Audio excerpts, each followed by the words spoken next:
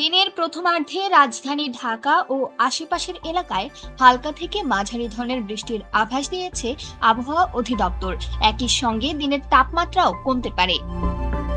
ওয়ালটন এখন দেশের সীমানা পেরিয়ে পৌঁছে গিয়েছে 50টিরও বেশি দেশে। ওয়ালটন, ঘরে ঘরে বিশ্বজুড়ে। রোববার 17 আগস্ট সকাল 7টা থেকে পরবর্তী 6 ঘন্টার জন্য ঢাকা ও পার্শ্ববর্তী এলাকার জন্য আবহাওয়ার পূর্বাভাসে এসব তথ্য জানানো হয়েছে।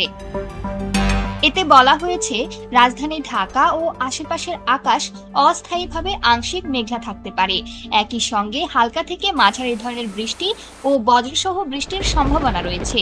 এ সময় দক্ষিণ ও দক্ষিণ পূর্ব দিক থেকে ঘন্টায় 10 থেকে 15 কিলোমিটার বেগে বাতাস প্রবাহিত হতে পারে।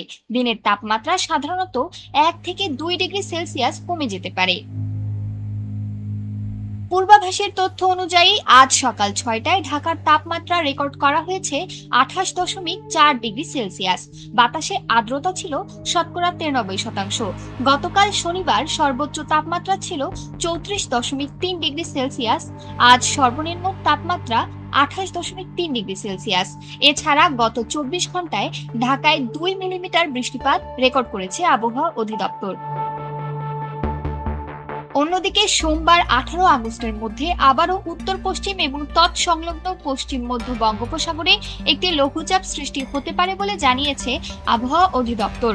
এর ফলে আগামী 5 দিনের মধ্যে দেশে বৃষ্টিপাতের প্রবণতা বাড়তে পারে বলেও জানিয়েছে সংস্থাটি।